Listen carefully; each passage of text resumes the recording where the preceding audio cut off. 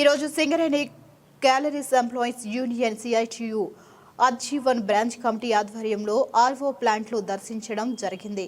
Gandhinagar, Tilak Nagar colony వాసులు మాట్లాడుతూ గత 6 నెలలుగా ఓఆర్ఓ ప్లాంట్లు పనిచేయడం లేదని, స్వచ్ఛమైన తాగునీరు లేక ఇబ్బంది అవుతుందని సింగరేణి అధికారులకు ఎన్నిసార్లు విన్నపించినా పట్టించుకోవడం లేదన్న, లక్షల ఖర్చు చేసి నిర్మించిన ఆర్ఓ ప్లాంట్లో వేలల్లో ఖర్చవుతున్న మెయింటెనెన్స్ చేయలేక బంద్ అయిన పరిస్థితి ఉందని ఆవేదన వ్యక్తం చేశారు. మొండే శ్రీనివాస్ మాట్లాడుతూ కార్మికుల ఆందోళన, సిఐటియు పోరాడంతో నిర్మాణమైన ఆర్ఓ ప్లాంట్లు సరైన మెయింటెనెన్స్ చేయక 6 నెలల నుంచి బంద్ అయిపోయిన పరిస్థితి ఉందని, కార్మిక కుటుంబాలు ఆవేదన వ్యక్తం చేస్తున్నందున ఈరోజు గాంధీనగర్, తిలక్ నగర్ ఆర్ఓ ప్లాంట్లను సందర్శించడం జరిగిందన్నారు. ఈ కార్యక్రమంలో అజ్జీవన్ అధ్యక్షులు ఆరేపల్లి రాజమౌళి, ఉప అధ్యక్షులు SK Gous, CH Venugopal Reddy, J Satyanarayana Rao, colony వాసులు పాల్గొన్నారు. Tilak Nagar down area RO plant ఇది గత 2022 సంవత్సరంలో సిఐటియు సింగరేణి కార్మికులకు మంచినీళ్లు రావట్లేదు, మురుగునీరు వస్తుంది, కలుషితమైపోతున్నాయని చెప్పి పెద్ద ఎత్తున పోరాటం చేస్తే ఆర్జీవన్లో దాదాపు 10 ఆర్ఓ ప్లాంట్లు అంటే ఇప్పటికీ 6 నిర్మించారు. అప్పటి నుండి కొనసాగుతూ ఉన్నది.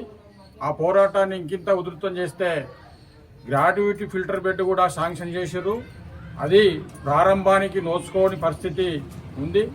ఇక్కడ ఉన్న వాళ్ళు సింగరేణిలో 30-40 సంవత్సరాలు పనిచేసి రిటైర్మెంట్ అయిన కార్మిక సోదరులు ఉన్నారు. వాళ్ళు చెప్తా ఉన్నారు, ఇది దాదాపుగా తిలక్ నగర్ ఆర్ఓ ప్లాంట్కి సంబంధించింది 6 నెలల నుంచి బంద్ ఉన్నది. ఇది మెయింటెనెన్స్ లేక నిరుపయోగంగా ఉన్నది.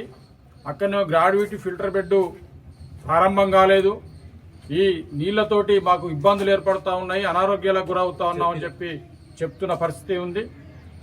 మేము ఒకటే చెప్తా ఉన్నాం సింగరేణి యాజమాన్యానికి, సింగరేణి కార్మికులు కష్టపడి ఉత్పత్తి చేసి వేల కోట్ల రూపాయలు లాభాలు తీసుకొస్తూ ఉంటే ఈ రాష్ట్ర ప్రభుత్వం ఫుట్బాల్ పేరుతోటి కోట్ల రూపాయలు సింగరేణి కార్మికుల రక్తంతో, చెమటతో లాభాలు దండుకుంటున్న పరిస్థితి ఈ రాష్ట్ర ప్రభుత్వానికి ఉంది.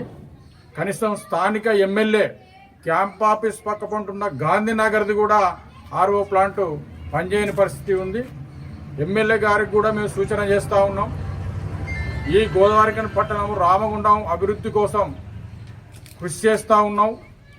కానీ ఈ కృషిలో, నీ రామగుండం అభివృద్ధిలో సింగరేణి కార్మికుల చెమటతో తీసిన లాభాల నుంచి కూడా అభివృద్ధి కోసం సింగరేణి నిధులే వాడుతున్న పరిస్థితి ఉంది.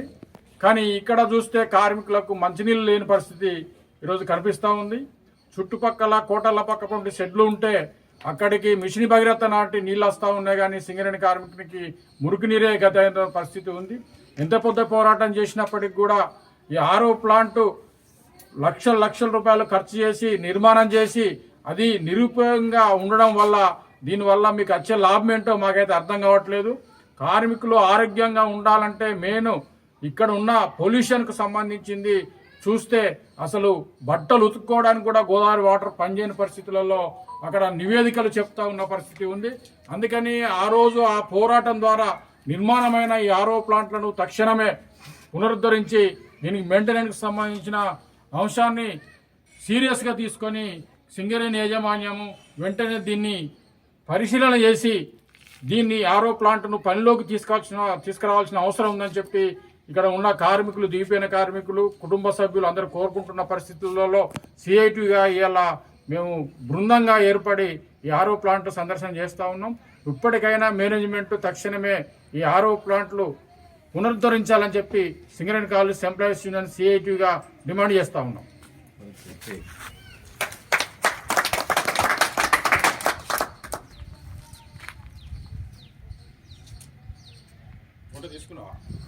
ఒక్కసారి మనం ఈరోజు తిలక్ నగర్ డౌన్లో వేసినటువంటి ఆర్ఓ ప్లాంట్ ఏదైతే ఉన్నదో, ఈరోజు ఈ ఆర్ఓ ప్లాంటు కార్మికుల మంచినీటి సౌకర్యార్థంగా నిర్మించబడ్డది. కాబట్టి ఇది వాళ్ళ పనిచేయకుండా గత 6 నెలల నుంచి కనీసం మంచినీటి సౌకర్యం ఇక్కడ ఉన్నటువంటి కాలనీ ప్రజలు, కార్మికులు, రిటైర్డ్ కార్మికులు ఈ నీళ్లను ఉపయోగం లేకుండా పోయింది. కాబట్టి ఎక్కడికో పోయి తెచ్చుకోవడం జరుగుతుంది. కాబట్టి మేనేజ్మెంట్ ఈరోజు ఏదైతే ఈ ప్లాంటును పునరుద్ధరించి చేసి మంచిగా చేసి నీళ్లు ప్రజలకు అందే విధంగా చేయాలని, సప్లై చేపియాలని చేస్తున్నాము. ఇన్ని రోజుల నుంచి సింగరేణి రిటైర్డ్ కార్మికులు ఉత్పత్తి చేసి కంపెనీకి ఎంతో కూడబెట్టినప్పటికీ కూడా ఇవాళ కనీసం తాగుదామంటే మంచినీళ్ళు కూడా కోలుకోలేని పరిస్థితి ఉన్నది.